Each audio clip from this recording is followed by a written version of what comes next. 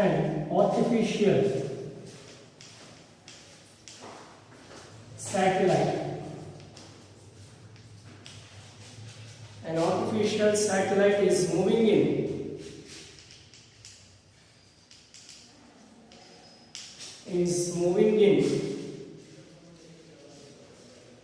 a circular orbit, moving in a circular orbit, moving in a circular orbit of radius, circular orbit of radius 42,250 kilometers. 52 kilometers. Calculate the speed. Calculate the speed if it takes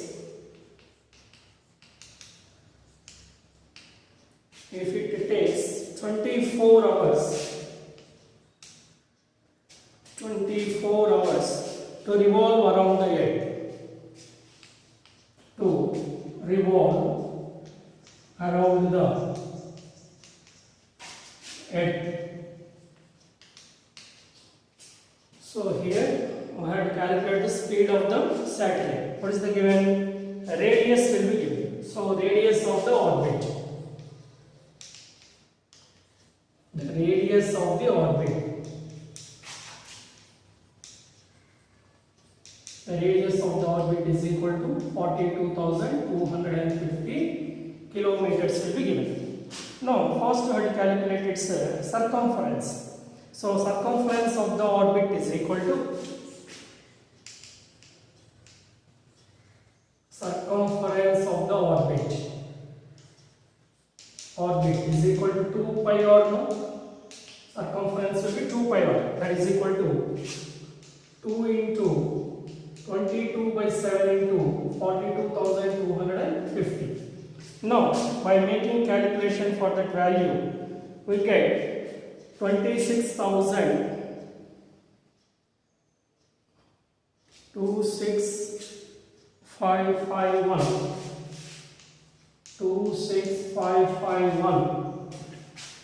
5571.72 kilometers is its circumference, means it is equal to the displacement.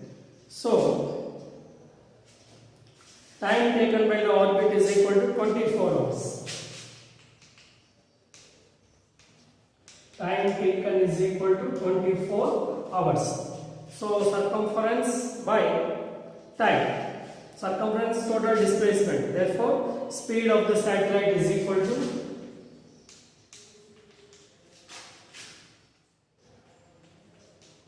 speed of the satellite is equal to 26.7511 by 24. By 24 we make it, we get 26.5571.42 by 24. You get its value will be 11,065.4 kilometer per hour. Kilometer per hour is its speed. So values will be given in the length values. Due to that, we can make that calculation. To make the calculation, you get the values. Okay. So this about the motion topic. Now we have to continue the another topic, that is force and laws of motion. Next another topic to consider. Another chapter we have to start it. That topic will be, that is said to be the force and laws of motion. This is the topic we have to discuss here. Force and laws of motion. Force and laws of motion is the another topic. This part are called as dynamics. This part we call as a dynamics. dynamics, we had to set this topic. Before that, we discussed the kinematics, and this topic we said to be the dynamics. So, what is dynamics? A branch in physics which deals about the motion of the object by applying the force. By applying the force, how the object will be moved, given by this part of dynamics. Okay. So, in previous lesson, without applying the force, how the object will be moved, we discussed. In this part, the object moves by applying certain force, we can be discussed. That is said to be the laws of motion and force, but actually this part we called as a dynamics. Remember that this part, this side, the work energy is also belongs for the part of dynamics. Okay. Now in this part of dynamics, first we discuss about the force and laws of motion. First of all, to observe, the force is an important fact. If the force is not there, it is very difficult to stop the object, and it is very difficult to move the object also. So for the motion or for stopping, compulsory we need certain amount of force. Yes or no? For example, one chair will be there at certain distance, that you have to change its position means definitely you have to apply some force on it. Then it moves from that place. Yes or no? Without applying any force on it, it does not be moved. So certain force is needed for moving the object. Similarly, if the body is in motion, to stop that object, definitely we need certain force. If the force is not applied on it, it does not be stopped. It will be continuously in motion. At first, this thing is given by Galileo. So what the Galileo says? An object in motion will remain same motion as long as the external force applied on it. As long as external force. You can't apply the external force on it, it will be in motion. To apply the external force on it only, it will be stops.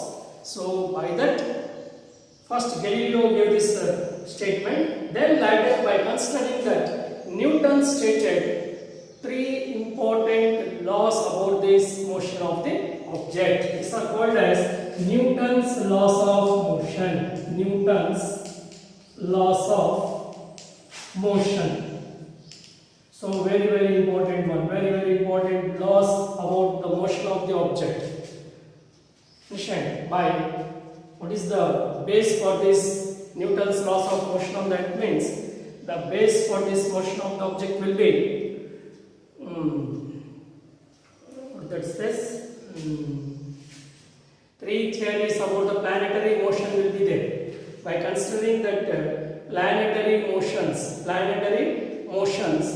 he considered these three motions on the objects on the surface of the universe. So at first, three laws will be given early. Before this, planetary motions was given. That's who gave means planetary motions was given by not Maxwell. Who says that I forgot the name. So tomorrow I will give that name. So three laws, planetary systems, very important laws about that planetary system. Understand?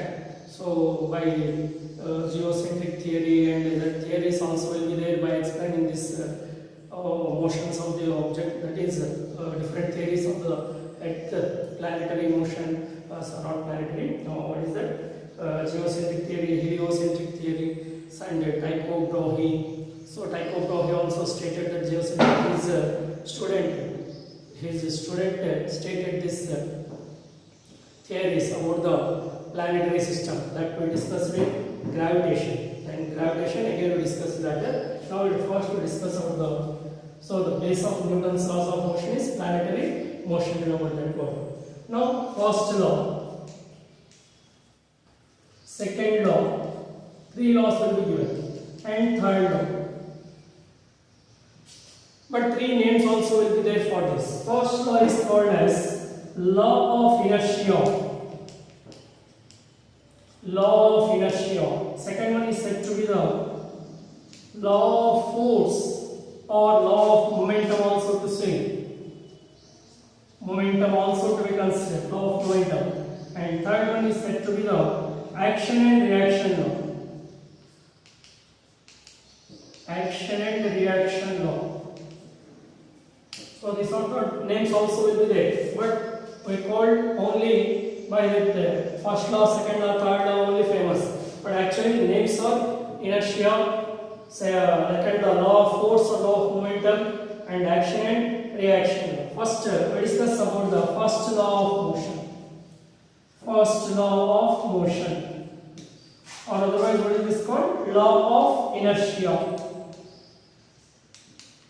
Law of inertia. What it says, if the external force is to be applied on it, then only the object will be moves. If not, at that position only it will be there. It does not be move. So inertia means the body is in the state of rest or motion. Rest or motion. Understand? Rest of inertia. We call rest of inertia and rest in motion. Rest of inertia one and motion, and another one is direction. In these three ways, this inertia also to be spelled. So, for example, we have to consider to take one body. So, one body to be considered.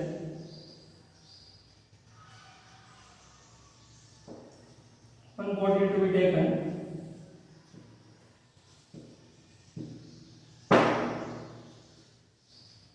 So on that, to close one paper hooper,